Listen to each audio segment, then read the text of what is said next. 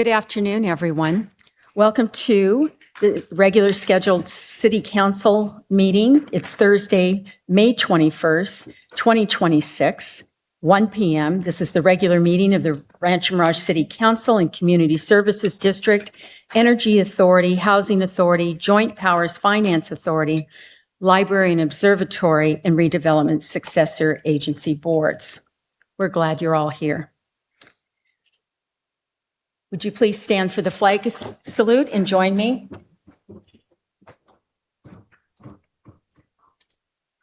I pledge allegiance to the flag of the United States of America and to the republic for which it stands, one nation, under God, indivisible, with liberty and justice for all.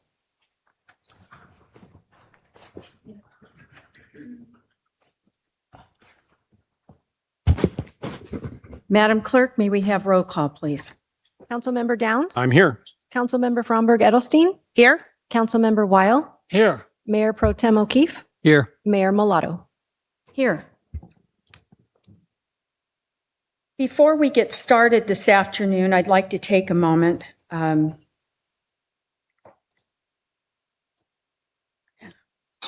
want to take a moment to acknowledge the devastating attacks at the Islamic Center of San Diego earlier this week. 3 men, Amin Abdullah, Mansour Kaziha, and Nadir Awad, lost their lives in an act of senseless, hate-fueled violence.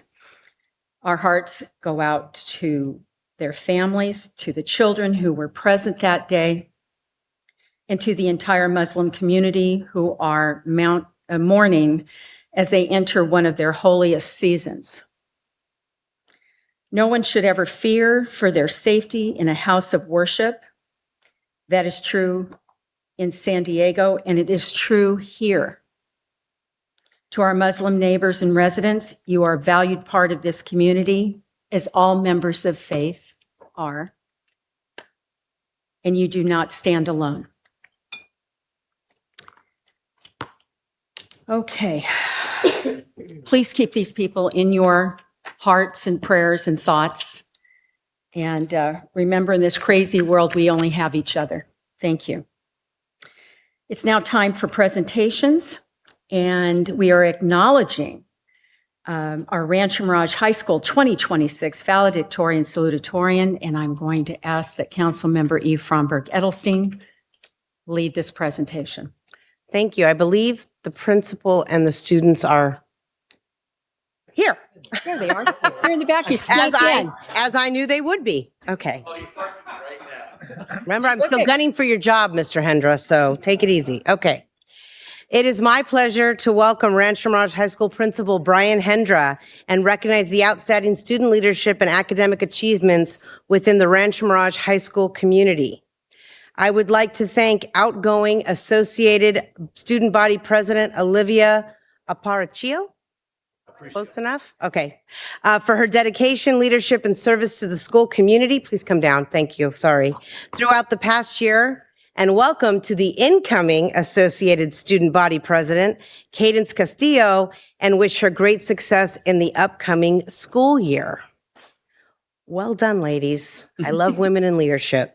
We are delighted to recognize, say up here, and do we have the two gentlemen? Malachi is technically parking right as we speak. Okay. Well, why don't we take sweating.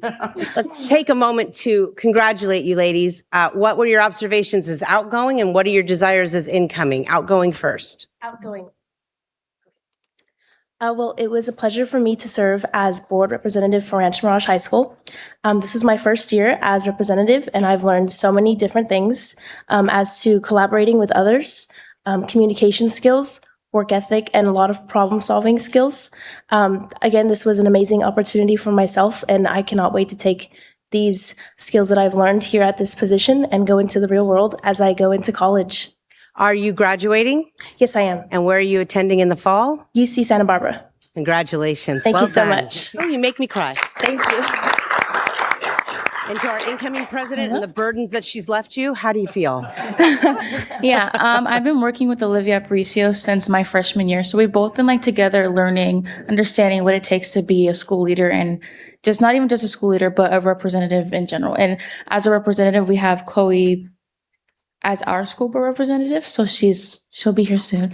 But yeah, so following into her footsteps, it's an amazing way to represent Rancho, knowing the possibilities of her and like knowing how far you can go with not just the school, but with the community and just with students in general, like just becoming all and just understanding what it takes to be a leader. Are you going to be a senior next year? Wow.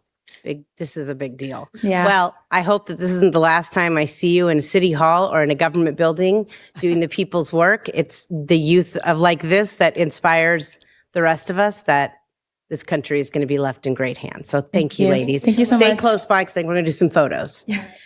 Okay. We are delighted to recognize the extraordinary accomplishments of the Rancho Mirage High School class of 2026 valedictorian Malachi Davis and salutatorian Carlos Garcia. Their hard work, commitment, and academic excellence are truly commendable, and we look forward to all they will accomplish in the future. Malachi is an exceptional student who excels in academics, athletics, and leadership. This year's valedictorian with take a moment, 4.89 GPA. Oh, my stars. Okay? He maintains straight A's in rigorous courses while also standing out as a basketball player and serving as homecoming king, which is so hard. Very difficult. Known for his positive attitude, leadership, and determination, Malachi leads by example and truly embodies an I can do mindset. He will seek his higher education at UCLA.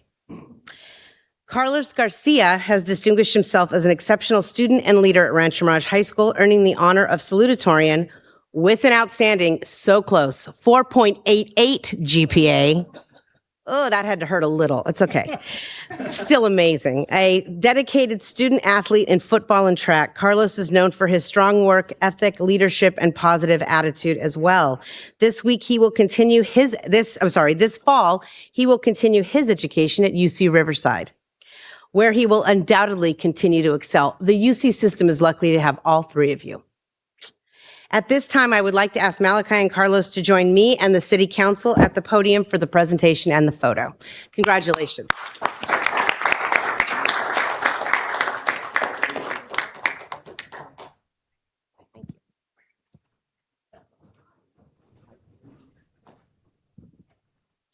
Incredible. Thank you so much.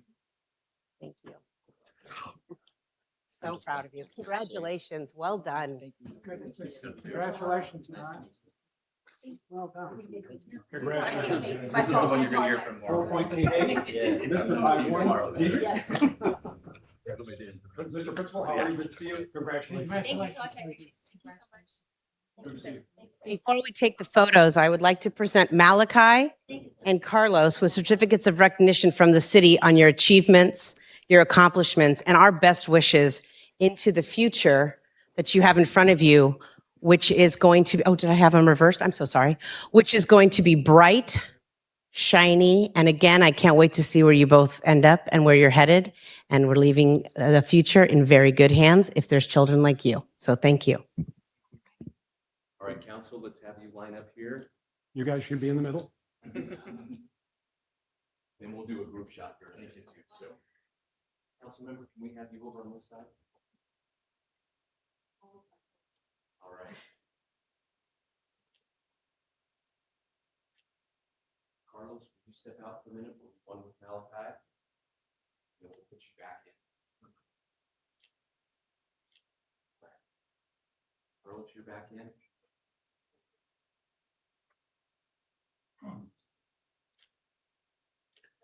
Then the whole group, please. You two.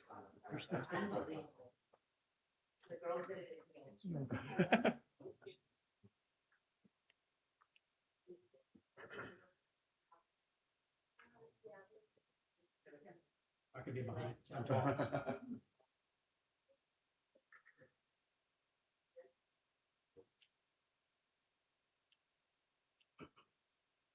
Thank you.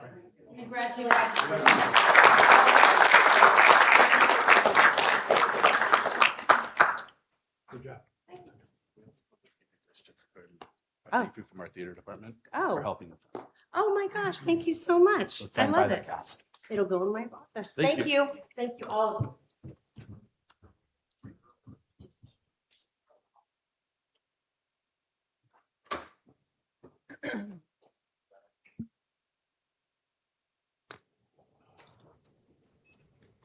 It's hard getting into this chair. I feel like Lily Tomlin in one of her characters. Oh my goodness. The next presentation, Coachella Valley Community Association Institute presentation. And we'd like to welcome Holly Smith, the Executive Director, and Bruce Latta, the President. He's not coming. Bruce is shy. We don't bite, really. Good afternoon. I want to thank you for letting me come and speak to you today about the Community Association Institute. A real brief introduction about myself. I've been 25 years in the property management industry. I have 11 managing HOAs and 5 of those leading a team of community managers myself. So being here in this role isn't just about a job or coming from a nonprofit side. I've lived the industry and I have a good pulse on what's going on. And so I've been very honored to be able to lead our team into a future. Community Association Institute was founded in 1973 to support the common interest development industry. We have 65 chapters worldwide, including obviously here in the Coachella Valley. We're a 501c6 of a nonprofit membership association, and we are primarily for education and advocacy on a federal, state, and local level. And we serve managers, board members, and partners and public organizations. There we go. Forgot about this. Here in the Valley, we were established in 1981. We offer education, which is free board member workshops, monthly educational lunch programs, and many trade shows. We are including now an annual legal expo that will include all members of Coachella Valley who are interested in learning about HOAs. We also offer credentials for managers, such as myself. I have a PCAM, which is the highest designation that you can get through CAI, which is a professional community association management designation. We also even offer a designation or some credentialing for board members as well if they want to take the course. The resources and tools that we offer, aside from our monthly educational programs and board member workshops, we have a monthly digital magazine that we publish every month and is free to all of our members. We encourage people to forward it on to other people who may be interested. We have a membership directory. We just put that back out in print since COVID. So that's a new thing that we've added this year, which is a nice desk resource for our members. We also have a national bi-monthly magazine, as well as an online collection of many tools, resources, videos, and publications that our members can access. And best of all is we also actually have a medallion program. And this is something for our HOA communities that fill out a questionnaire, and it's about best practices. And once they complete the application and we can verify that they are using best practices to manage their communities, they're awarded a medallion that they can put at the front of their clubhouse or gates. Just kind of a prestigious thing to show that they've gone above and beyond for their communities. And why this matters to your city, because in the Coachella Valley, 80% of our residents live in an HOA. So they're not just part of your community. They're not an extension. They are part of your community. Sometimes most people don't even know what it's like to live in an HOA. They don't even realize. I know for myself, when I bought my first home, I didn't even know it was an HOA till like 2 weeks before escrow closed. And yeah, so it's very important that they understand that they have governing documents and different things that they need to abide by when they move into these communities, as well as finding a community that fits their lifestyle, because not every community will. Infrastructure and responsibility. So a lot of times there's a lot of questions between what does a city handle and what an HOA handles. And that can be a very confusing line for homeowners. And then those challenges then become your concerns as well. The reality today is that HOA leadership is becoming increasingly complex, especially with the laws here in California. We've got insurance issues, rising costs, water usage and compliance issues, aging infrastructure and legislation. And there's a lot of high stakes decisions that are made by these communities that they're not educated enough to do. And then on top of that, our homeowner expectations become even higher. So what the gap is that most board members are not formally trained and homeowners don't know the HOA process. And that is what we're here to do, is to help them work through that. There's no required education for board members, and there's no homeowner guidance either. There's limited governance understanding on both parties, which leads to conflict and frustration for residents and for the city. So our solution is a city workshop. What this is a free educational workshop that we partner with you and the departments of your city, and we focus on governance and best practices. We try to draw the line for the homeowners to know what the HOA is supposed to maintain and when to call your city. So this education is brought directly to your community, and it demystifies the boundaries of city and HOA responsibility. The benefit to the city of Rancho Mirage, it makes better informed decisions, reduce complaints to the city offices, stronger self-sufficient associations, increased trust with residents, and proactive versus reactive solutions for everyone. So we would love to partner with you to host a CAI CV board and homeowner workshop. We would open it up to all members of a homeowner community, not just board members, but any homeowner. It'll be no cost, minimal staff coordination, and we know that when the HOA leaders succeed, we all thrive. I want to thank you very much. Thank you for your presentation. My day job, I'm a realtor, and so I deal with property managements, and they are really a very complex but very necessary part of a gated community, if you will. When you put on a class like this, do you reach out to the respective HOAs in inviting them to come to? What we try to do is we don't have necessarily always a comprehensive list of all the HOAs within the cities. So we do ask to work with the city to try and put the message out, whether it's through our emails, newsletters that you might put out to your city, putting it on your city calendar, and just making, using all the resources you have that you would make people aware of events in your community. The same for the workshop. Terrific. And we can help with that as far as announcing dates and locations and what have you. If you would make certain that you leave your contact information, I'm sure we probably have it because you're on the agenda. I have a packet that I gave put together for everyone to review, and it has all the information about our organization and my personal contact. Well, you're the unsung heroes. It's not easy to be part of HOA management. It's not easy to go to an HOA meeting. I understand. And for the points that you described, it's limited knowledge and a limited understanding of how the dynamics work. And it's always helpful if you have a cooperative HOA versus a combative or adversarial. Does anyone else? I do. Thank you, Madam Mayor. So I have a special reason for saying thank you to these people from CAI for being with us today. So as Steve Shua, who's with you, knows, I spent 6 years as president of my association. So I know just how difficult, but also how rewarding it can be. So thanks for being with us today. Thank you very much. Is there any other comments? Thank you so very, very much for being here. Thank you, Mayor. Okay.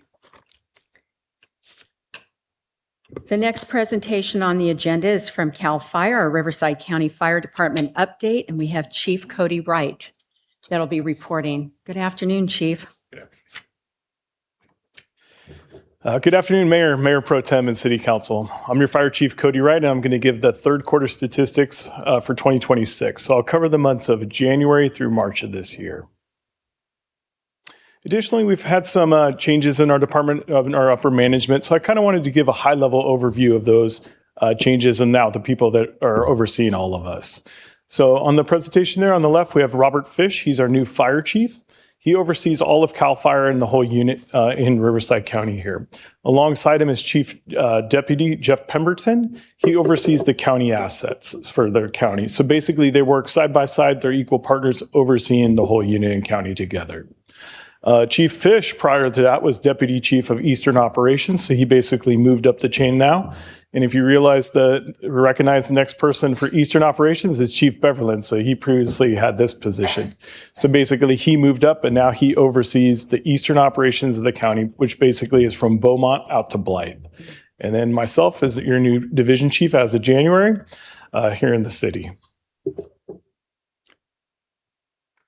So kind of wanted to go over our fire protection in Rancho Mirage here. Currently, we have 2 battalion chiefs. We have Battalion 12A, which is currently vacant. We just went through a hiring process, and I'm confident they'll be in place by July 1st of this year for that position. Our next is Battalion 12B, which was Mike Whitaker. He currently was on loan to us as a relief personnel. He liked it here so much that he put a transfer in, and he'll be here for the next 2 years. So we're glad to have him. He's a high performer. On the right side, we have our fire marshal, Cole Hetrick, and then our fire safety specialist, Jacqueline Garcia. So I want to go over our fire stations and our fire station daily staffing at Engine 50. Our Station 50, we have Engine 50 and Medic 50. So currently we have a captain, an engineer, and a paramedic on each day. For Medic 50, we have an engineer and a paramedic. For Station 69, which is on the north side of the city, we have Engine 69, which has a captain, engineer, and paramedic. And then also Medic 69, which has an engineer and paramedic, and then Medic 52, which is a new addition, which has an engineer and paramedic on it as well. On the right side of the screen, you'll see some of the guys doing some training there, where they're doing a rescue over the side operation, where they're actually trying to train to rescue people in dynamic situations. So for our service calls for January through March of this year, we had 1,826 calls for service.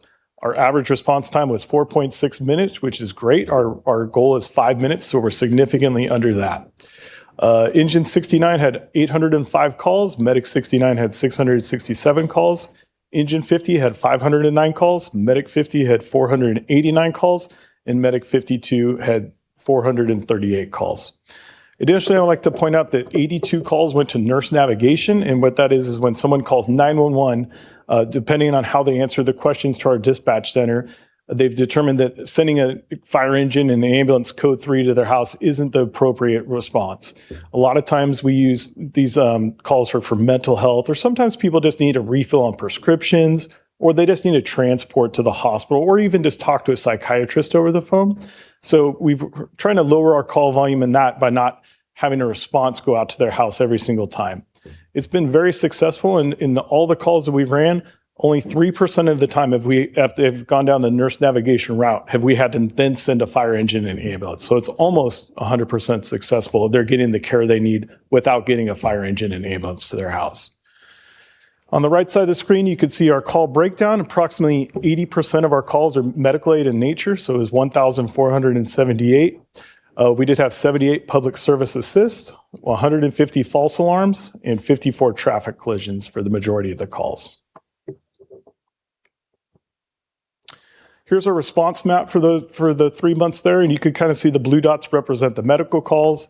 The red ones represent fires or other various calls. So kind of in the north side of the city is a lot of our calls, and then the south side of the city as well. So here are your firefighters participated in the mini muster for the Cove communities here. They had a great time. I'll play a short video here. The pictures are great, but I figured the video is worth 1,000 words.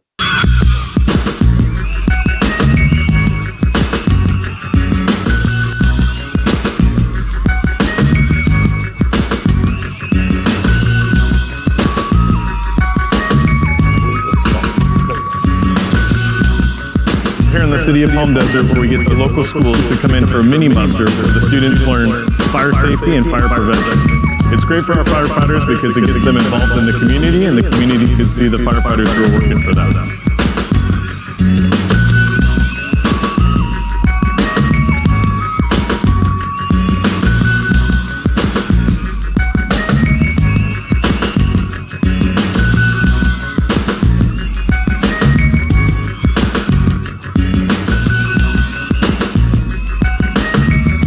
It's great for kids to have interactive fire safety because what we found out is that when kids learn fire safety from a young age, it sticks with them through their adult years and the rest of their life.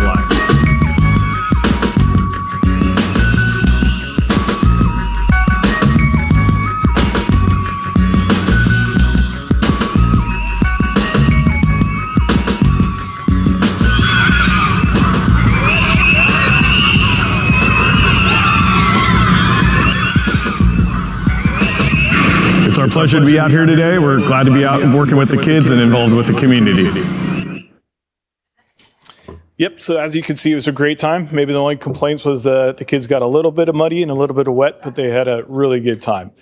What was interesting to me, though, is when I was talking with a lot of the parents and people that were out there, some of them actually grew up in the community here and remember themselves going to the mini muster and say that some of their fondest memories going through school. So it was really great time. Here I'll highlight Medic 52, which is a new addition to our fleet. It was fully staffed as of January 5th of this year. And we had some community engagement as well. We participated in the Tunnel to Tower Celebrity Golf Tournament at Rancho Mirage. They were gracious hosts. It was a great time. We got to meet many wonderful people there. It was really good. And that concludes the presentation. If you see this wonderful picture of myself, I was assigned to Station 50 back in 2015 and 2016. So I like to show this picture to all the people who work for me, to teach them hard work and everything. I'm here waxing the top of Medic 50. And of course, when I tell them that I don't expect anything that they wouldn't do, they say, well, yeah, that's why the Medic 50 has a big dent in the top of it now. So that's what you get. So I'm open for questions. Do we have any questions for the chief?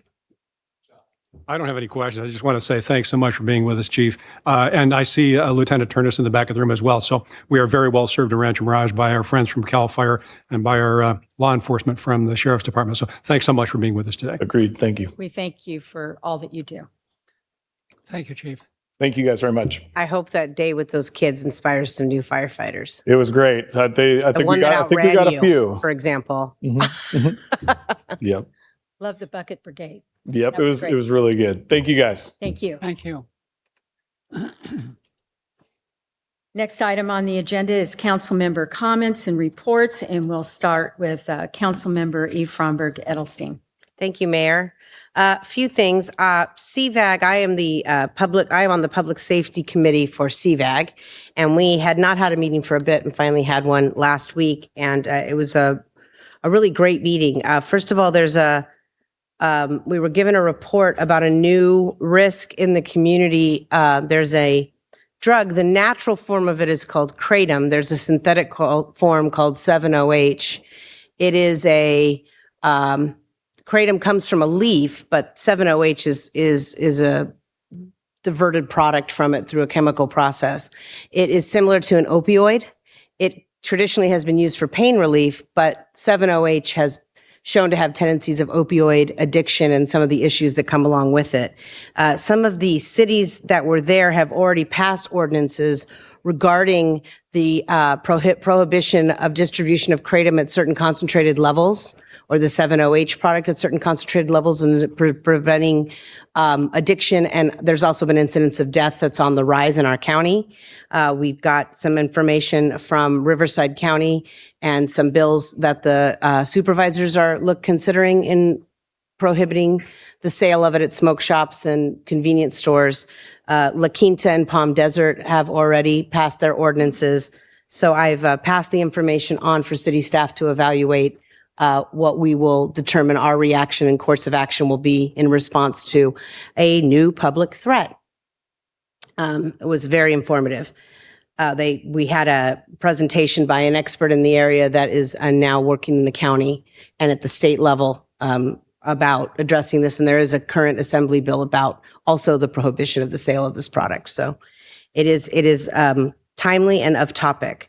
The second was we met at the Palm Springs Police Department for this meeting. Normally we meet at the CVAG's location, but we did it because we had a tour of the real-time crime center at Palm Springs Police Department.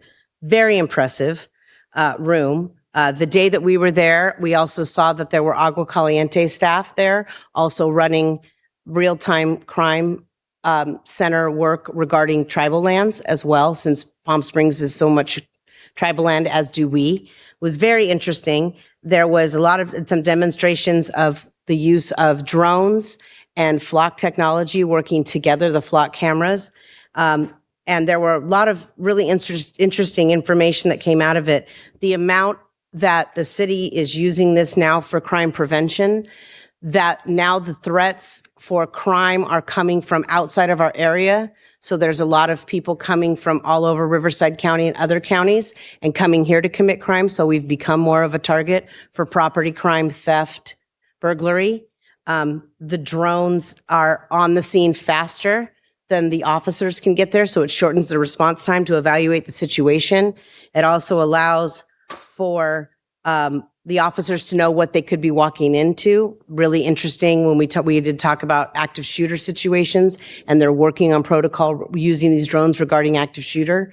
They showed a situation, I believe, that happened at Desert Hot Springs High School regarding a possible active shooter a few months ago. It was really interesting. The other beauty of this technology is the ability to observe a lot of open land. So Palm Springs, Cathedral City have a lot of undeveloped open area where we know that there are things that occur there other than crime, rescue situations, safety issues, people not using the land in the correct way and violating the land ordinances. And so they use it for those, and it allows them to cover those lands that they would not have necessarily the ability for an officer to be able to do effectively, and for rescue to quickly find victims that were lost on trails or in open desert, which happens here so much, especially as the heat rises and people don't completely evaluate what the risk is to go hiking when it's 120. So that's really incredible. Obviously, CAL FIRE can use it to track fire and to update fire information.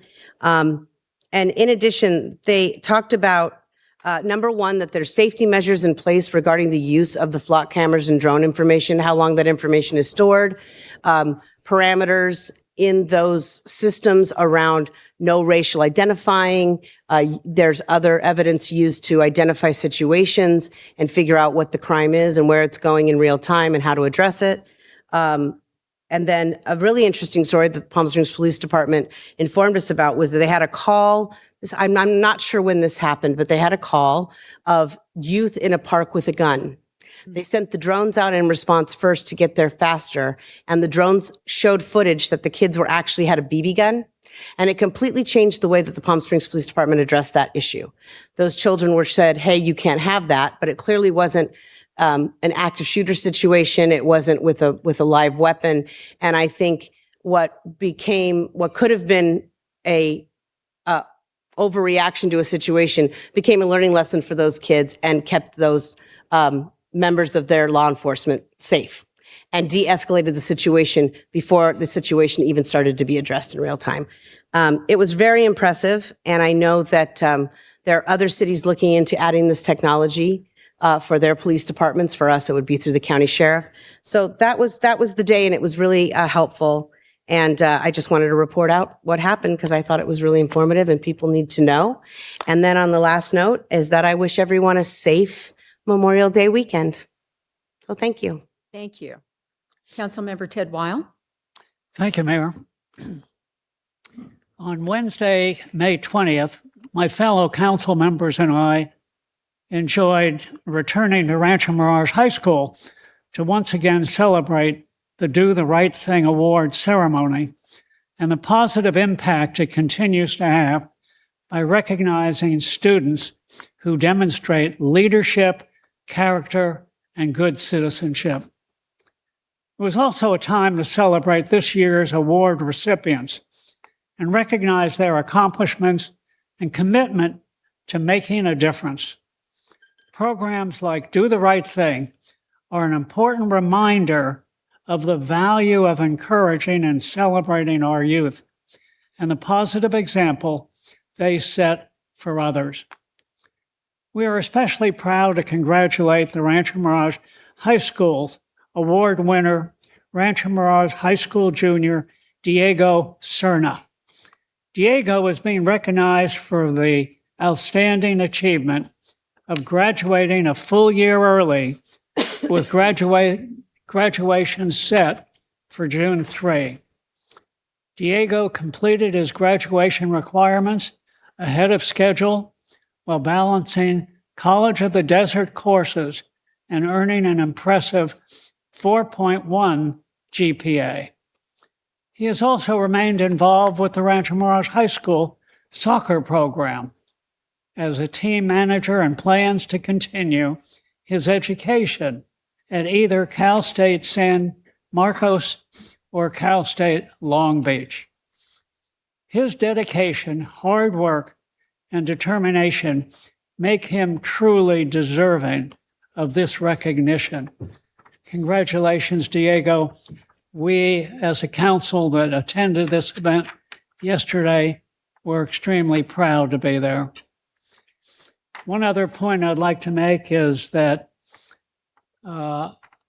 I had the opportunity to attend the second Signature Speaker Series event of the season on Wednesday, May 20th, featuring Scott White, President and CEO of Visit Greater Palm Springs, and Sean Smith, an alumni of Rancho Mirage, Director of Economic Development, for an engaging discussion on the Coachella Valley Economic Development Strategic Plan.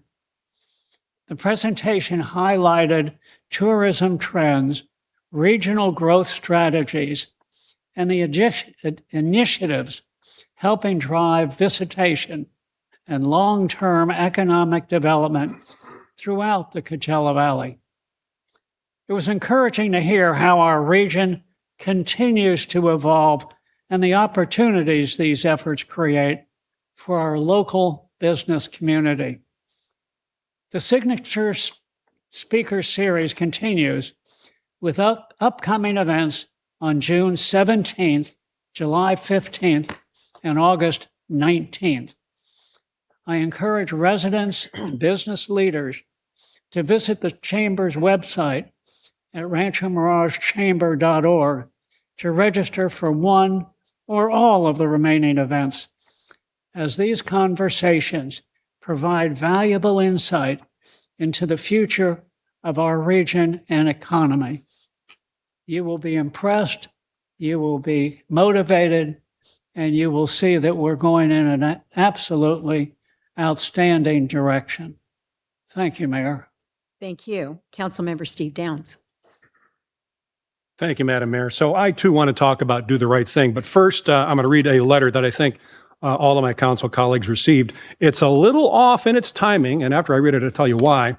But it says, Dear Council Member, we're writing to let you know how much we enjoy and appreciate the Friday morning farmers market in Rancho Mirage. It's such a nice way to share community and support local Coachella Valley farmers and ranchers. Please help publicize and promote the farmers market. So I hope that helps do that. These letters written by Rancho Mirage residents Julie and Rusty Austin. Now, here's why it's a little off. It's closed. It's closed until October over the hot summer months. But when October rolls around, please remember the farmers market. It's a great way to spend a Friday morning. So Do the Right Thing. I, too, wanted to talk about Do the Right Thing. So thank you for starting that conversation, Ted. I am wearing a Do the Right Thing lapel pin today. It just fell off. But in any event, I'm wearing a Do the Right Thing lapel pin today. You can't see it, but it says Do the Right Thing. Now, why is this a great thing to support? So it focuses on students in primary, middle, and high schools. It helps to foster self-esteem, reinforces positive behavior, and encourages students to be positive role models for their peers. Each month, Do the Right Thing recognizes a small group of students for doing the right thing in their high school or middle school or primary school community, and they receive recognition and a swag bag full of goodies. So there are a couple of photos up here. Here's a photo that I think Ted had one of these photos up there. The photo down here in the lower, let's see, as you're looking at it, it's the lower left-hand corner is you see the back of Chief Andy Mills, who is on the board of Do the Right Thing. And those photos were taken yesterday at Rancho Mirage High School. Now, in its first 3 years, Do the Right Thing has recognized some 5,000 Coachella Valley youth. So thank you for all that DTRD does to help recognize our young people. And two of Rancho Mirage's own serve on the board of directors. Terry Ketover, she's the president and the chairman of the board, and she's also the founder of Do the Right Thing. And our own Senator Barbara Boxer serves on the board. So yesterday's recognition awards took place, as I said, at Rancho Mirage High School.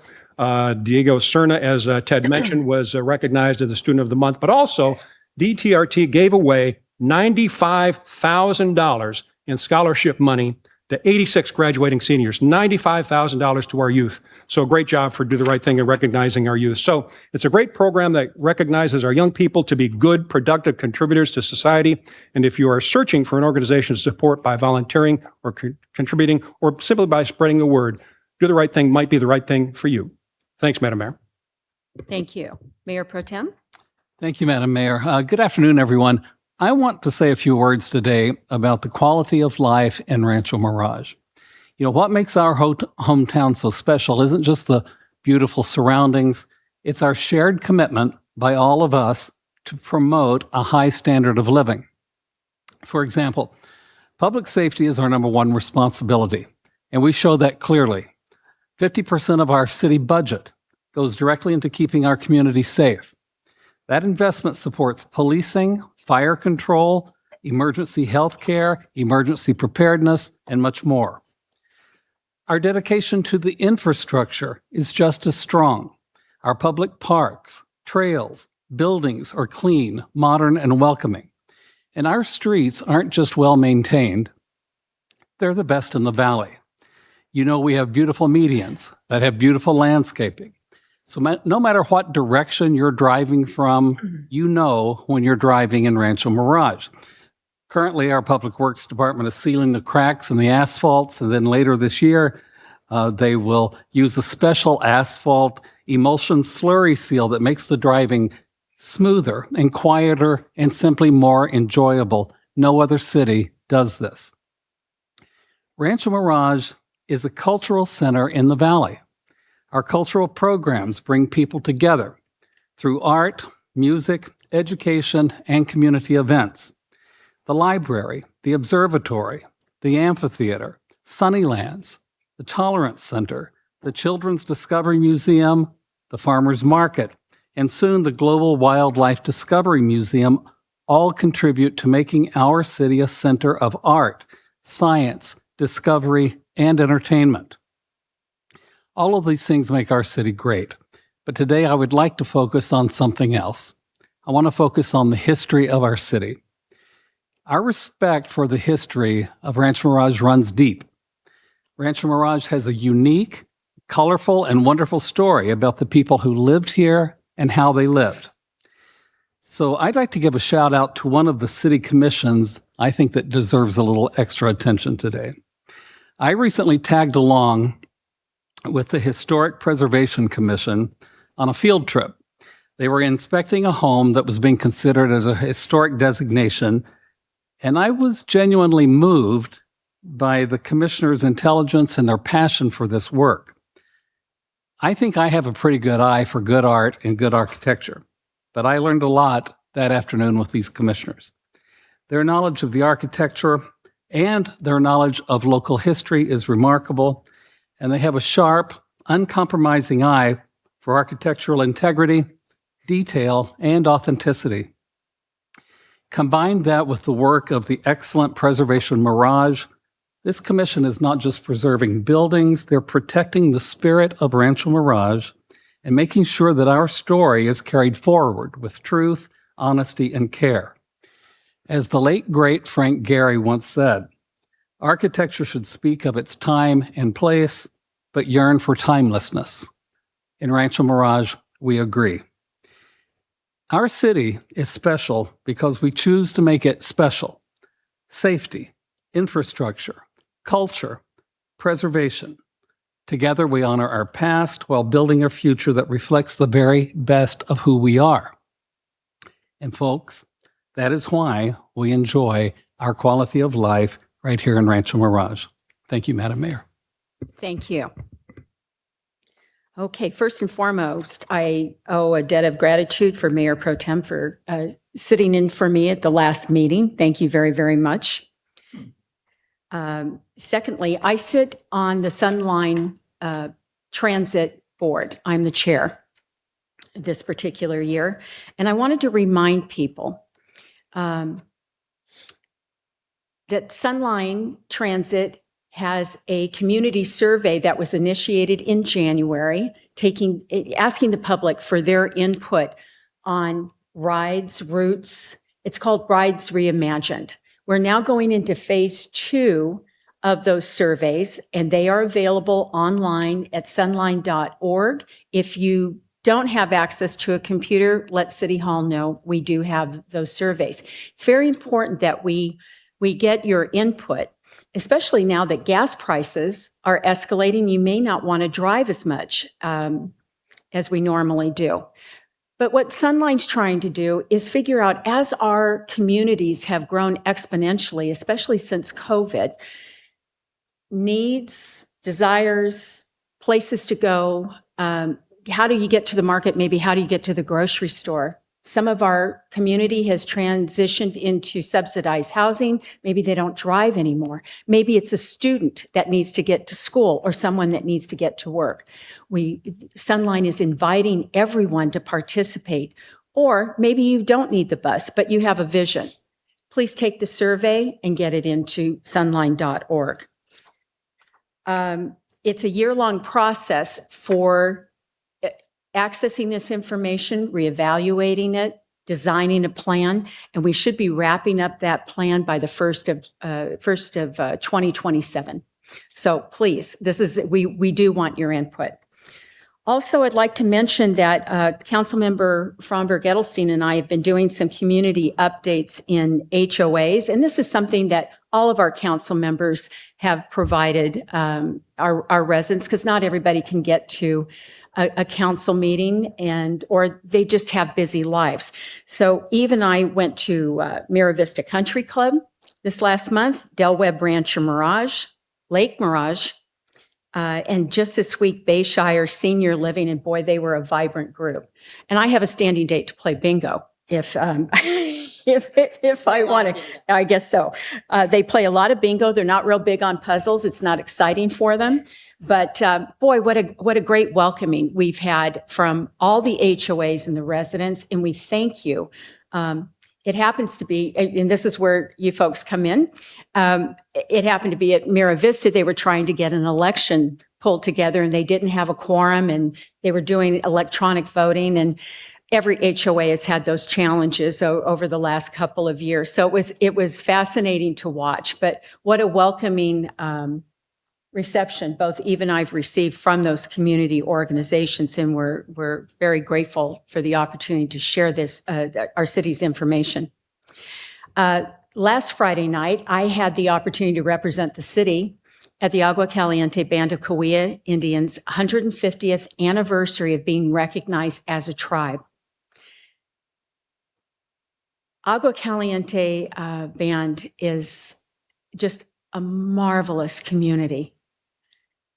They're great community partners, but yes, you know, we have the casinos in the cities, and we have the show which provides entertainment. They certainly contribute to our economic development as we grow throughout this valley. But I'll tell you what I really love is the fact that Agua Caliente Band of Cahuilla Indians continues to provide the opportunity to learn about their culture, their arts, their legacy. And we are so very, very happy to be partners with the Band of Indians. The Tribal Council's always been wonderful. They have a special place in their heart for all their cities, but I was told especially for Rancho Mirage, which made my heart sing. So it was a wonderful event. It was held at the Cultural Center in Palm Springs, and probably about 300-400 people attended that night. And they had vendors that were doing stranding beads. They had the birdsong singers and the birdsong dancers. And what was really heartwarming was to see the youth, the children of the tribe, jumping in and participating as bird singers or bird dancers and sharing that culture with their peers. If you get a chance, go to the Cultural Center in downtown Palm Springs. It's a marvelous, marvelous museum and homage to the thousands of years. I think in fact, when they were building the Cultural Center, they came upon relics that were aged over 8,000 years old. So they've had a place in our community for quite some time. Please do take advantage of that if you would. It's really remarkable. All right, let's move on. City manager comments. We have Assistant City Manager Ryan Stendel sitting in for Isaiah Hagerman. Good afternoon, Mayor. I have no comments this afternoon. If you don't mind, I'll roll right into the consent calendar. Please do. All right, on your honorable mayor and council members, on your consent calendar today, you have 3 items for your consideration. Item 5A is the recommendation for approval of the May 7th, 2026 regular city council meeting minutes. Item 5B are your contracts, and 5C are your demands. If the council has any questions or comments, I'd be happy to help get those answered for you. That concludes my report. Okay, do we have any I comments? can take public comments really Please. quick. Have one speaker card from Brad Anderson.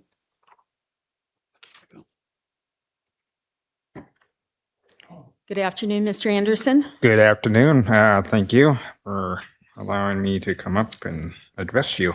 I wanted to speak on item 5, which is the consent calendar, 5A, 5B, and 5C. First is the May 7th City Council meeting minutes. I did write comments today. They should be in the public record concerning these items.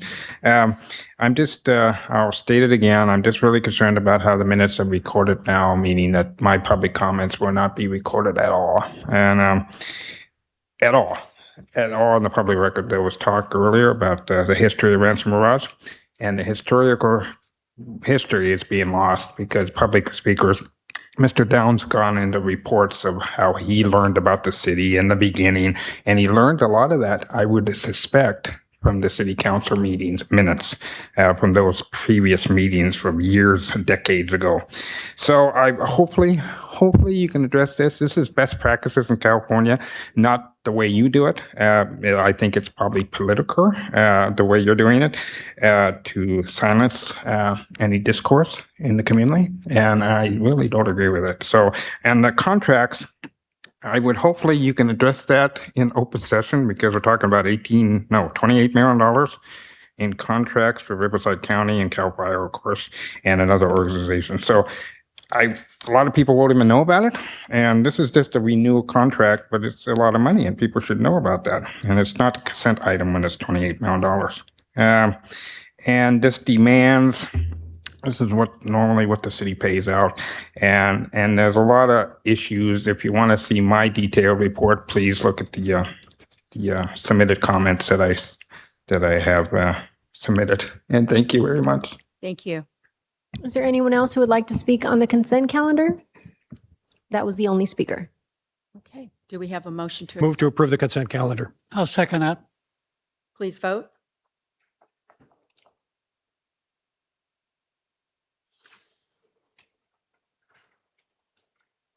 Motion carries 5-0. Great. We're now moving to the action calendar. Number 6A, Rancho Mirage Amphitheater Master Plan, and Gabe Cotting, Director of Marketing, will be reporting on this. And I'd just like to make a comment before Mr. Cotting makes his report. This is informational. It's an exploration. And I'm glad that we have a lot of people here because there are some marvelous details. We are learning, and we're glad that you're here to learn with us, and we'll figure out what path we might go down to sometime. Thank you, Madam Mayor. Good afternoon, members of the council and public. Thank you for the opportunity to present the Rancho Mirage Amphitheater Master Plan this afternoon. Today, we're asking the council to consider 3 specific actions that will establish the policy direction for the city's amphitheater and its next direction. The amphitheater opened in 2015 as a resident-focused venue, and over the past decade, it's grown into something this community really values: symphonies, theater, youth programs, and entertainment under the desert sky.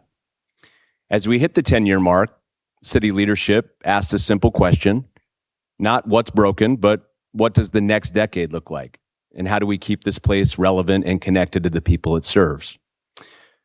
That's what led to the master plan in front of you today, built on staff analysis, subcommittee review, and an independent market evaluation.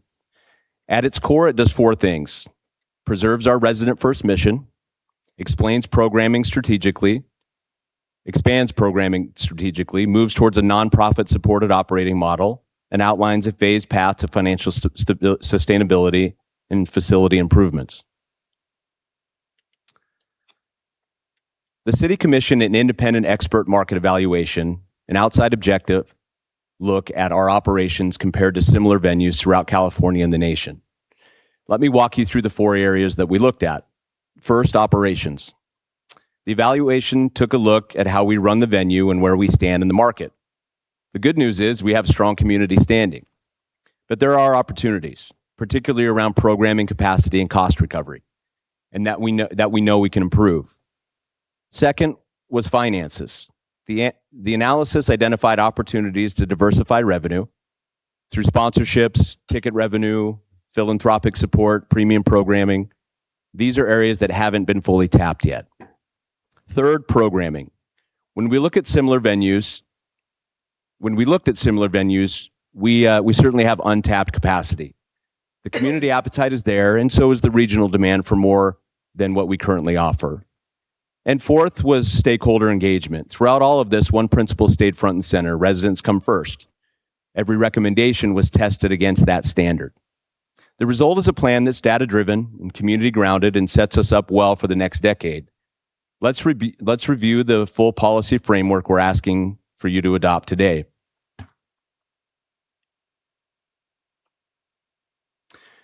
The Rancho Mirage Amphitheater Master Plan is organized around 5 core policy areas: purpose and vision, guiding principles, a formal policy framework, an implementation framework, and provisions for City Council oversight. Let me take you through each one. The master plan's purpose is straightforward. It's a long-term policy framework to guide how we operate, program, partner, and invest in the amphitheater, all while keeping our resident-first mission intact. The vision statement is on the slide and worth a moment to read, but the phrase I'll draw your attention to is while evolving. This isn't a plan to change what the amphitheater is, it's a plan to grow what it can become without losing the identity that's made it this special into the community. Rooted is where we've been, but building towards what comes next. The master plan is anchored by 4 guiding principles that acted as a filter for every recommendation in this plan.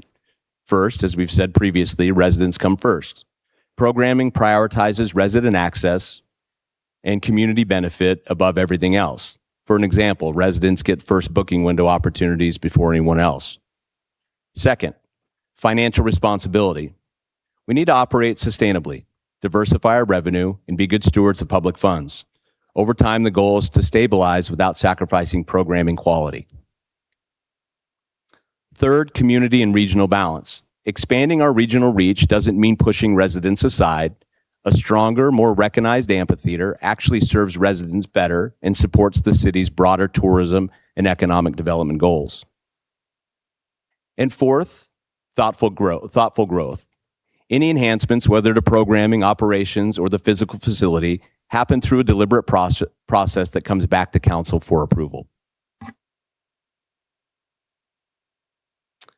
The heart of the master plan is a 5-pillar policy framework.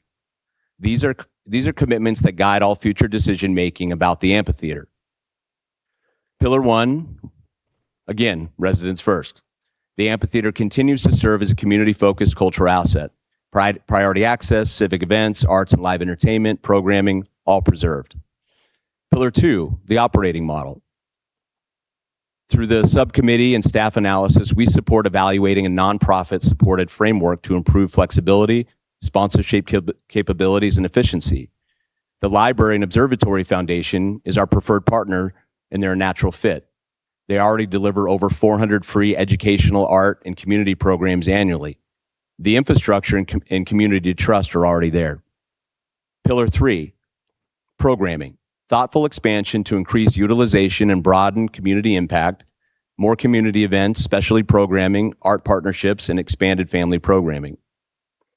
Pillar 4, financial sustainability, sponsorships, philanthropic development, premium ticketed event opportunities, all aligned with our tourism and economic development goals. And Pillar 5, facility enhancements, priority to safety and accessibility, eventually infrastructure modernization, food and beverage improvements, all phased, all coming back to council for capital approval. Adopting this plan today does not transfer operations, change organizational structure, commit capital, or authorize any specific partnership. It simply establishes policy direction only. What it does do is set up a phased framework for how we get there, and every phase comes back to this council. Phase 1 is the homework phase: organizational evaluation, nonprofit partnership planning, operating structure development, and legal review. Phase 2 is programming and operations. Once the foundation is in place, we move to expanding programming, building a sponsorship strategy, developing a fundraising framework, and planning the operational transition. Phase 3 is facility enhancements, again with a focus on safety, accessibility, modernization, and the guest experience upgrades. This is a long-term roadmap. Staff respectfully requests 3 actions from the City Council. Action 1, adopt the Rancho Mirage Amphitheater Master Plan, establishing the framework for future operation, programming, and strategic evolution of the amphitheater. Action 2, identify the Rancho Mirage Library and Observatory Foundation as the city's preferred nonprofit implementation partner for future operating model transitioning planning. This is a preferred partner designation. The actual partnership structure and governance will return to council as a separate item for review and approval. Action 3, direct staff to return to City Council with implementation recommendations consistent with the adopted master plan. Staff will develop a roadmap and come back to you before any implementation begins. Nothing operational changes today. You are setting a policy direction and directing staff to do the work to figure out how to get there. In conclusion, the Rancho Mirage Amphitheater has given this community 10 plus extraordinary years, even navigating COVID. Symphony nights under the desert sky, kids taking their first bow on a real stage, neighbors gathering for a shared evening out. It's become part of who we are. The master plan before you charts a path forward that honors everything this venue has been while setting it up to become even more sustainable, more connected to the region, and more capable of delivering the kind of programming this community deserves. It's a defining asset for the city, and with your adoption of this plan today, it'll stay that way for years to come. Thank you for your time and consideration, and staff's happy to answer any questions you may have. Does council have any questions? I could take public comments. Absolutely. Michael Harrington.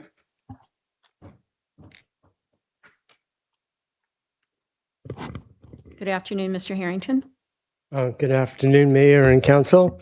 I did want to raise just a couple of points that are separate than what I put in writing. I did a little more research I wanted to add in addition to my written comments. I'm concerned that the city is contemplating or going to vote apparently to adopt a resolution or agreement with, no, there's no vote today? Oh, okay, I could go on and then we could answer later. Okay, I'm concerned about identifying the Rancho Mirage Observatory Foundation as the city's preferred nonprofit implementation partner. I'm concerned about that because if any of the council or mayor sits on the board of the nonprofit, the 5013C, I believe it says here Mayor Lynn Mulatto, I just downloaded this morning, does sit on the board. So my concern is there's City of Rancho Mirage conflict of interest policy adopted in 2024, rather well known because it made the news. I don't have a clock running, but it made the news because someone left during the meeting, resigned, a council person did. And it's a business that's defined broadly. It can include a nonprofit. I'm just highlighting it. It could be an arrangement. Contract is very broad, could be oral. Financial interest is very broadly interpreted. Could just mean it compromises the city officers' unqualified devotion to public duty. Could be an in-kind exchange or the hope of getting something, maybe a free ticket, anything. So it's very broadly written, and it prohibits the city from getting involved in a contract among other things, with such an entity where a council person is part of that entity. And it also requires a conflict notice from the entity itself. I didn't see anything posted that would state that I understand you're wanting to do something with my entity, and I want to disclose that a member of your council sits on our board or is part of our entity. That is also required. So I'm just asking that this needs to be further reviewed by the city attorney and see if there's any issue here. That was my specific concern. But I did, in general, I see I have 26 seconds. You're going up against Acrisure, Agua Caliente, in an area that they excel. They make their money doing that. They would not survive if they didn't do it great. You're using our money to pay for this, our taxpayer money, not the same thing. I don't know if you're qualified or getting in over your head on something you just feel you want to do on a lark or something, spend our money on your ideas. All right. Well, thank you. Thank you. Next speaker is Brad Anderson.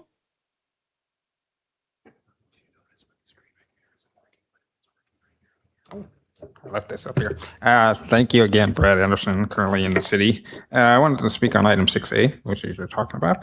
I'm with the previous speaker. I'm opposed to this at this time just because this type of action, well, you said it's informational, but I understand it to be an action item.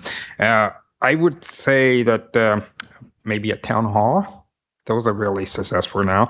Maybe having more people know about this and being involved in this type of action, because this is public resources.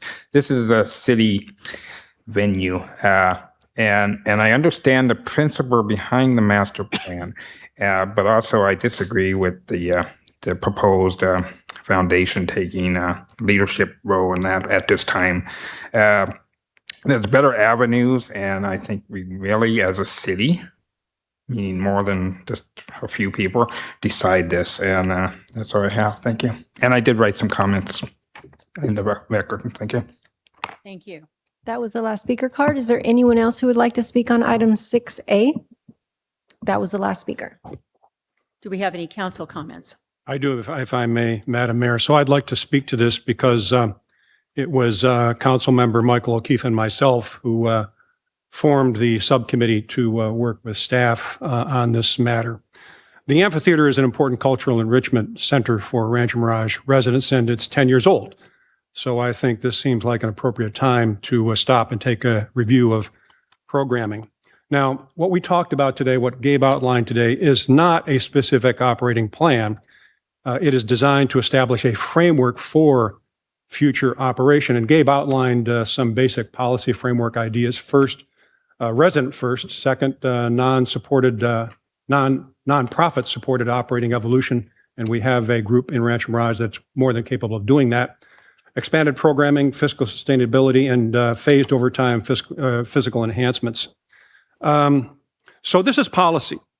This is intended to provide staff with general policy guidelines. What we want to accomplish is increased use from about 20 nights a year to maybe double that if we can do it.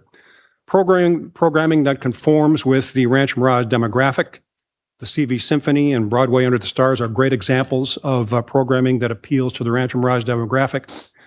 Yet let's use an existing resource for programming, and the Library and Observatory Foundation Board is an excellent organization to use for that purpose. They sponsor programming year-round at our library, and our library is filled with programming that is sponsored by that organization during the year. They are experienced fundraisers.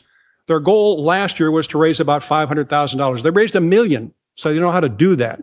We have 3 members. I see 3 members of the foundation board in the chamber today, so thank you for your hard work. We appreciate that.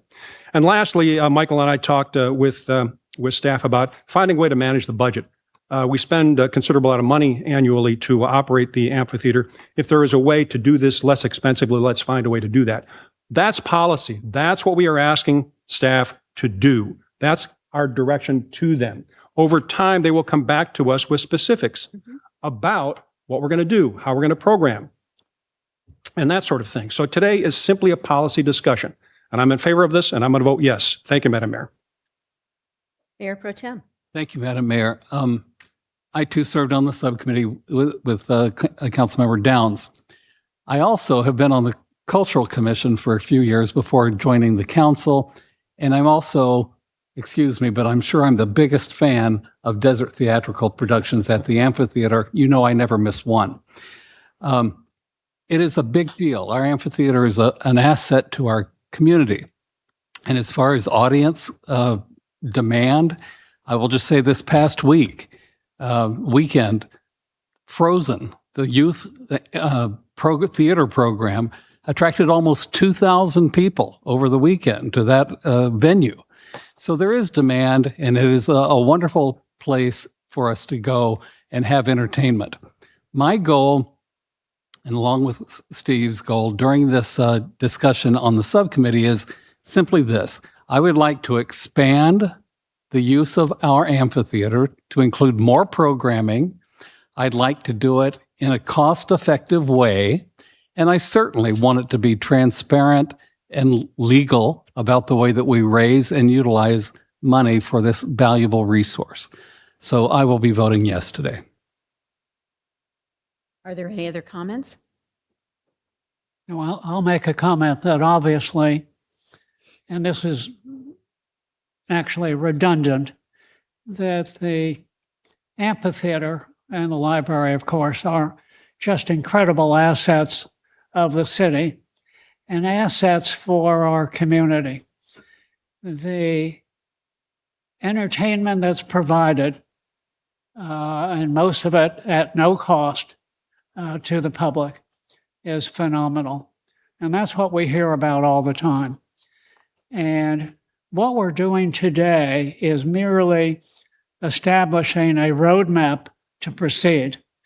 We're not voting on a specific plan. This is the roadmap, and I think that it makes sense. And all we're going to be doing in the future is expanding the opportunity that presently exists. So I'm all for it, and I look forward to the opportunity to increase the exposure for this incredible asset. Thank you, Mayor. Thank you. I echo the sentiments of my fellow council members, and I appreciate the transparency with which we are approaching the development of this plan and the partnerships that we're exploring and the opportunities available for an asset that is ours. It is here. It provides a lot today. What it can provide in the future could be unlimited. Our residents appreciate it and they use it, and it's our job to steward it into the future.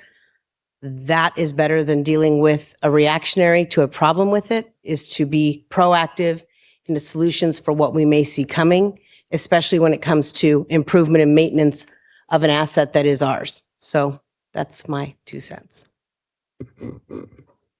I concur. May I have a motion, please? I will be delighted to make the motion that the council, number one, adopt the Rancho Mirage Amphitheater Master Plan, establishing the framework for the future operation, programming, and strategic evolution of the Rancho Mirage Amphitheater. Number two, identify the Rancho Mirage Library and Observatory Foundation as the city's preferred nonprofit implementation partner for future operating model transition planning. And number three, direct staff to return to City Council with phased implementation recommendations consistent with the adopted master plan. Second.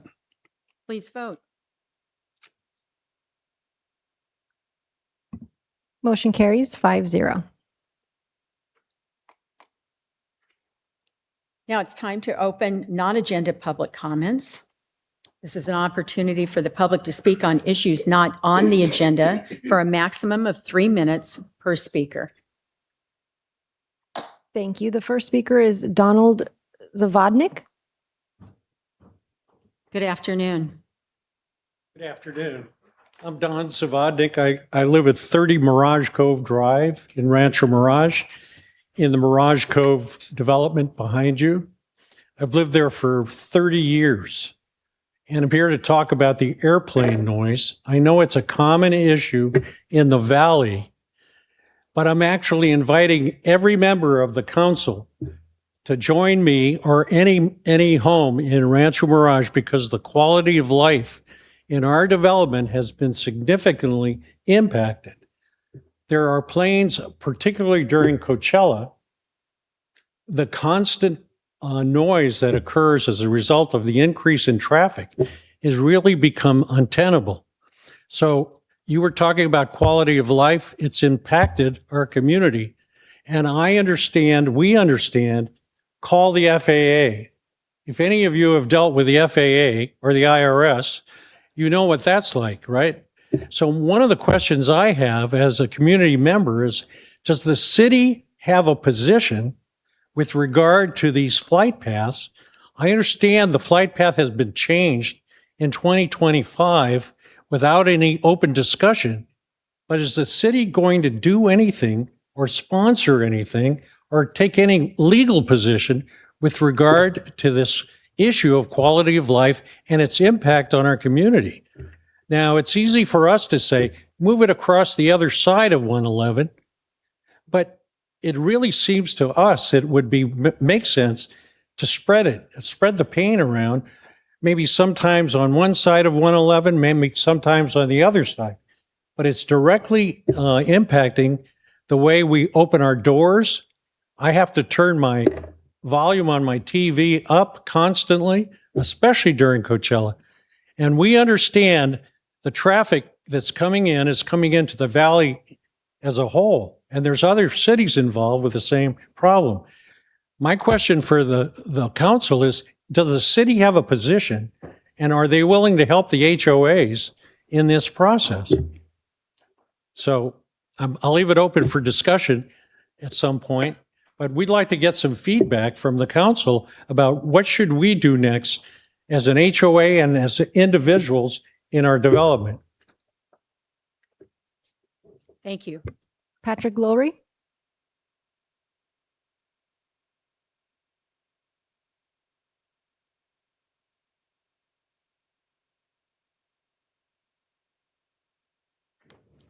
Good afternoon. The Firebirds lost, doggone it, so I'm wearing my red shoes for the last time. Sad to say, but it was a good game. A couple of things here. I haven't heard a word from you folks in regard to the town hall meetings, your opinions, what you felt was going on, but the community really spoke out about it. So it's unfortunate we're not hearing from you. Secondly, something has been eating away at me, probably unfairly, but eating away at me. And it had to do with the idea that Mr. Downs suggested, which that there should be unlimited contributions for candidates. To me, I still can't figure out where that came from. Now, we operated with a $5,900 limit, I think, on contributions. Correct me if I'm wrong. And you settled on, okay, we're not going to do unlimited. We'll do $7,500. But again, why? What is going on here? Generally, you have limitations on contributions, especially in small towns, because, well, let's say it in tough words, you can be bought. So I kept looking and looking, going, it's just too unusual. So I went to the State of California's Fair Political Practices Commission.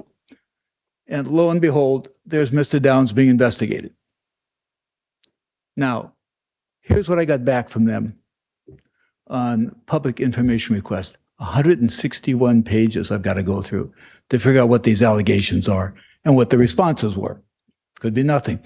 Could be a whole heck of a lot. But anyway, it's frustrating to listen to this kind of stuff and then realize that if we don't get our acts together in the way we manage this city, we're not going to go much further into the future. And I say that to you too, Mr. O'Keefe. I appreciate your comments and the way you see the city. I see the city 10 years forward.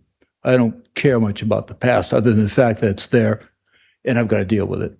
But going forward, I think we've got some tough times. You're telling me you've got $8 million in the hole. You got to find $8 million. How are you going to find it? Now, I'll give you a quick thought I have here on art. I don't want to go on with this because this is serious stuff I'm talking about, and it really bothers me. Again, unlimited contributions being suggested. The fact that you guys can sit in those chairs forever is wrong. Okay? But let me make one thing to you on art, Mr. O'Keefe, because you and I probably share a bit of that, and certainly in my education. What's the biggest enemy of art? Taste. Thank you. Wally Melendez.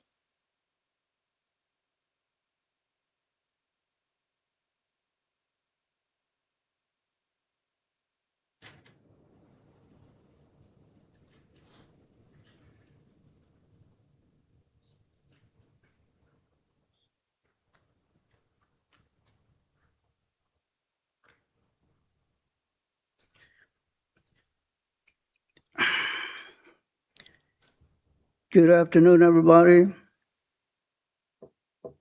Well, we are in a full swing. Excuse me. We are in a full swing of the midterm elections. Thank God.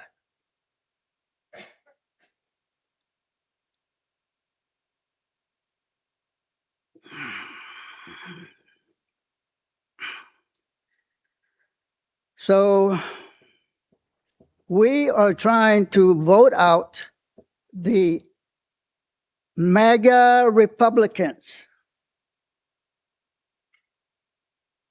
Regular Republicans are okay.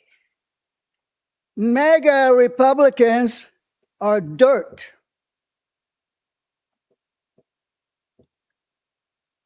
So we are lucky. We are lucky that we have midterm elections and that the president's term is for 4 years. And they can come in very strong, hell-bent for leather, like Trump to destroy the country. But with this midterm elections, if we win the House and the Senate and the judgeships, that will diminish his power. He will be somewhat of a lame duck. Wait. Yes. Well, yes and no. We still have the elections.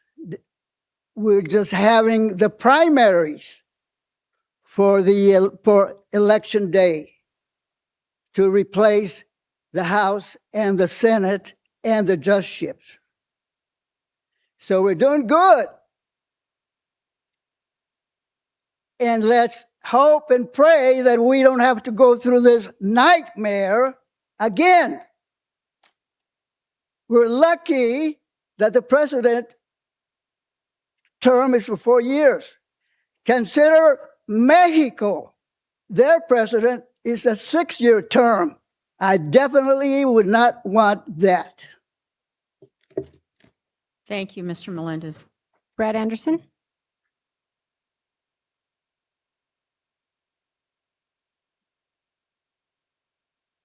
Hi again. Thank you. Brad Anderson, City of Rancho Mirage. Just a few items. I want to speak about a lot of stuff, but I'll just keep it momentarily, just a few. I did submit some written comments of non-agenda public comment concerning the town hall meeting, the Zoom platform meeting, which I was not allowed to participate in for whatever reason. The city did allow me to enter that and participate over the Zoom connection. And I'm sure I probably would have been the only one, but that's a concern. And this transparency of the city operations is just really highly important to me. Mr. Downs mentioned a subcommittee that he formed of 2 people or 2 council members. It's just would be very great to know how many subcommittees are active right now in the city, and apparently these are acted upon and approved without any council oversight, I guess. No public oversight for sure, because I don't know about it, and apparently this has been going on for a while.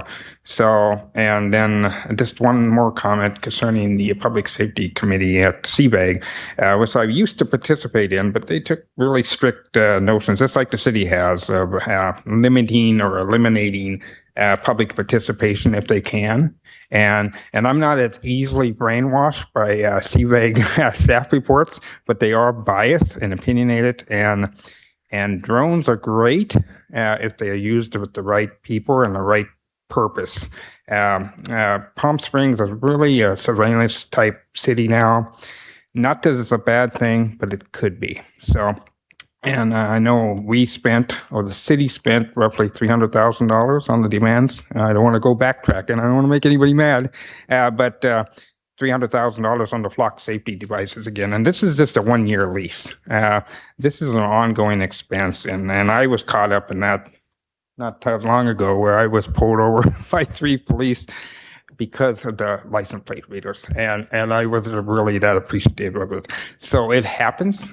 So let's just maybe be as transparent, as informative, and maybe as honest and ethical as possible. Thank you. Thank you. Susan Ragsdale?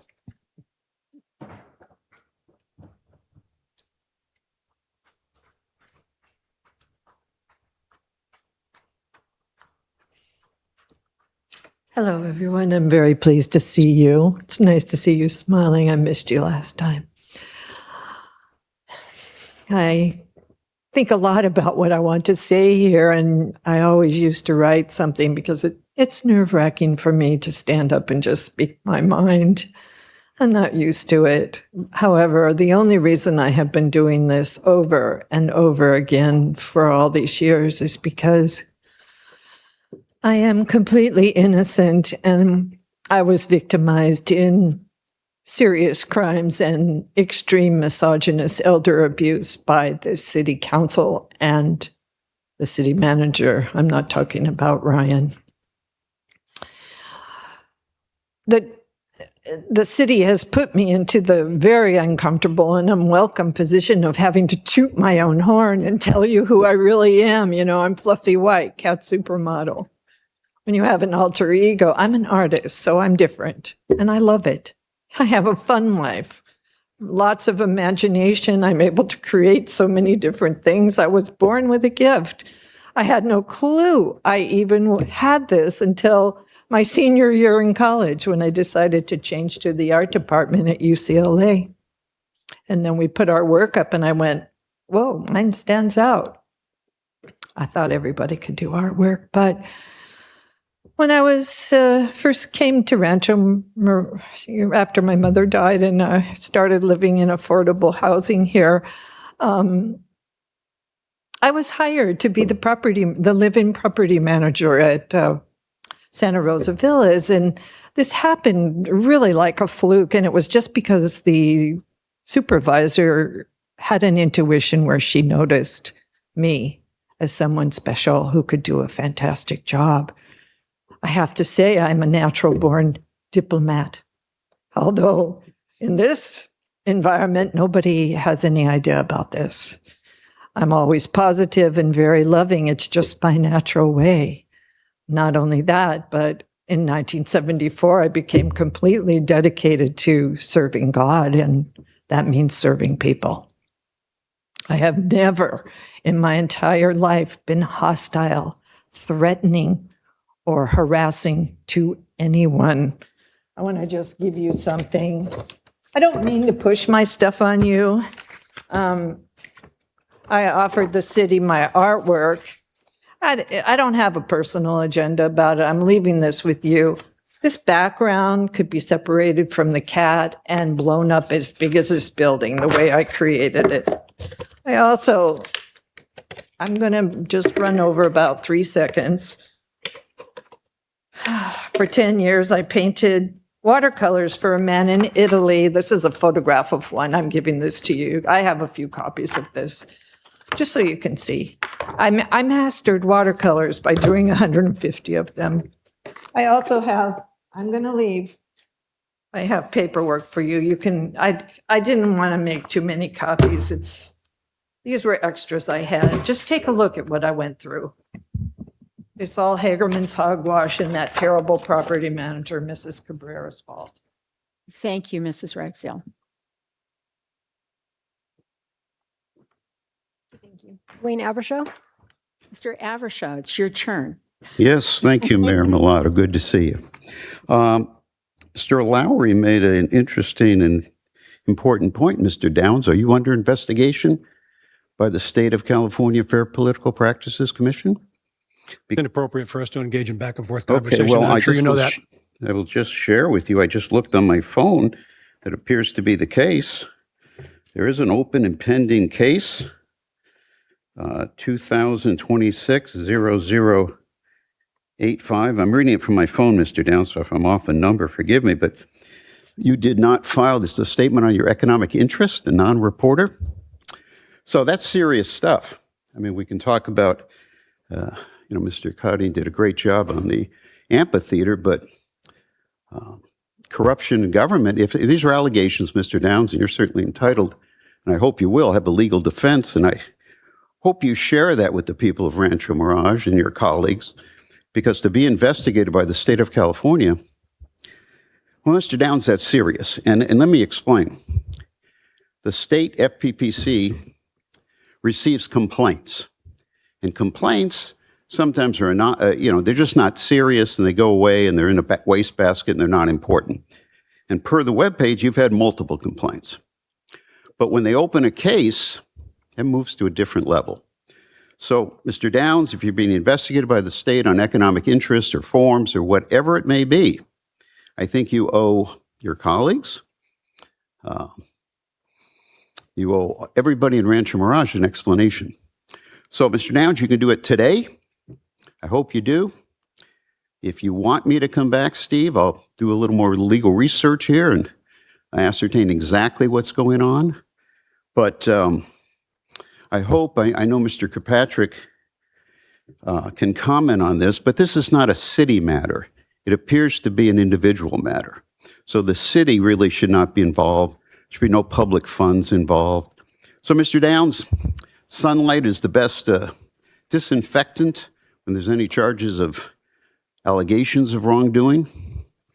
And you have a legal defense to state your case and explain what happened and why the charges are valid or not. So thank you all. We look forward to hearing back from Mr. Downs. Thank you. Thank you. Steve Shuey?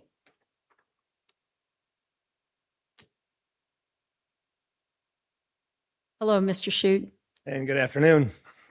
So my name is Stephen Shuey. I happen to be a resident in Palm Springs, but I serve the community here as a member of JPL Church, and I'm the former general manager of Desert Island just down the street. I served at Desert Island for 33 years. I had the opportunity to meet with a number of councils at times through what's going on there. And Alan Seaman, when he was alive, asked me if I would join one of the commissions here. So I've proudly been a member of your Traffic Safety Commission. I don't think I've looked at or been around a city council quite as good as you. You folks are wonderful. And the way it has been, from my case, over 40 years, the various council members that have come and gone has been great. This still is a great city. You may have people who come and attend council meetings who don't appreciate what you do and don't agree with your decisions.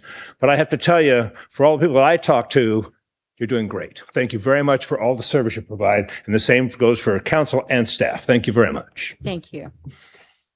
Are there any more public safety? Is there anyone else in the audience who would like to speak on something not on today's agenda? Okay, please step up and state your name. Michael Harrington.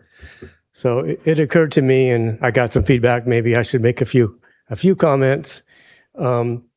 Regarding the issue of transparency and I don't want to say public corruption. Maybe I use that word because I also am a lawyer. But I could speak to. I spent a year, a few years ago. I spent a year of my career working on public corruption, and somehow they got me into this role, and my eyes were really opened. So and a lot of it I can't talk about. Doesn't have anything to do with you. So, but it eats of corruption, or let's call it lack of transparency, or anything that affects. I'm sorry, you're thirsty. Yeah, he's a very animated man, Mr. Stendhal. But I'm sorry, but earlier he was shaking his head and communicating to me, and didn't put it on the record that it was him that I was responding to. This is Mr. Stendhal.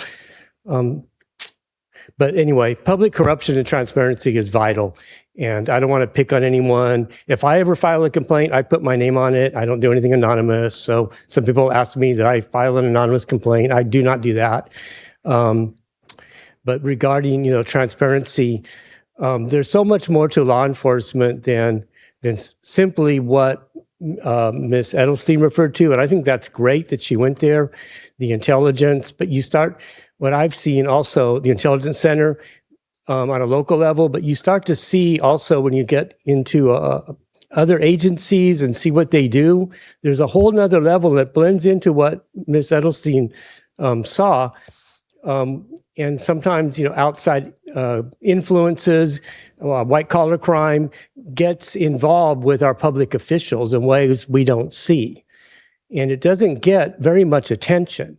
If someone, steals something from a liquor store and there's a high-speed chase, it's KSEQ is all over it. But with public corruption, white-collar crime, a lot of that is so boring to most people. It doesn't make good B-roll on the TV news. So we don't pay enough attention to it. And I'm just, I'm kind of giving spontaneous remarks, but I'm saying how important it really is. You all be transparent. You appreciate that people are coming here, not to pick on you personally or to say we have a bad city, but it's an important role that we speak out and ask, what are you doing? And that you explain what you're doing and cherish the fact that we can do that in our country. Other countries, you can't do that. You can be hung or shot or whatever just for speaking out or wearing the wrong thing on your shirt or anything like that. So let's consider that. And I hope you all have a very safe and happy Memorial Day weekend. Okay, well, thank you. Thank you for listening. Thank you, Mr. Harrington. Are there any other? I don't believe so. Is there anyone else who would like to speak on something not on today's agenda? That was the last speaker. Thank you. Public comments are now, non-agenda public comments are closed. We have no closed session today, but, sir, I'd like to just make a comment now that non-agenda public comments, thank you, are closed. With regards to the FAA, all the cities are aware of it. We've received comments and complaints. And as you stated, getting through the federal government, especially with all the cutbacks, is most difficult. However, I want you to know that there is an effort that is ongoing to reach the FAA comments, complaints. In our neighboring city, there's been an effort to start those conversations to see if we can get the flight path turned around. No, sir, not yet. It's not an agendized item, but I just wanted to let you know, this city too has conveyed those concerns, and we conveyed them to our local congressman as well. Okay. Yeah. And we appreciate it. We're trying. Thank you. You're very, very welcome. With that said, June 2nd is voting day. You can drop your ballots in our foyer. There's a ballot box. If you prefer not to mail your ballots, please do so. And at this time, it is now 2:38. This meeting's adjourned.